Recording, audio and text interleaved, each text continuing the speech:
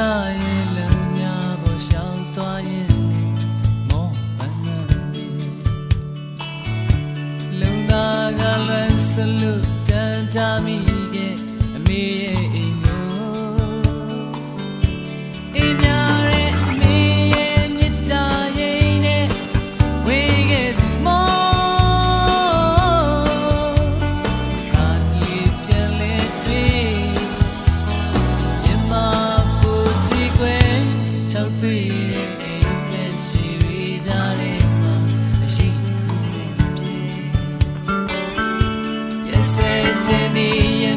တိုက်ခိုက်ကြလို့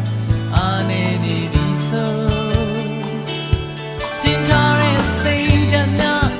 ပြိုကွဲတော့မလားဆိုရင်လို့မတရားများအချင်းနေပြီပဲအိမ်ပြန်ခြင်းနဲ့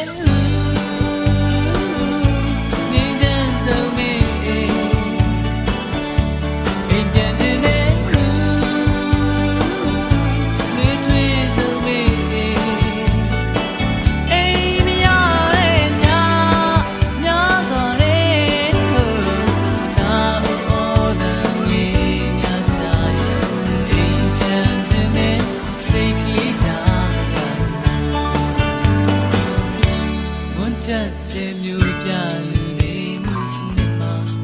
စီမျောရင်နေပဲပြီးသေးရဲ့ဒီတခု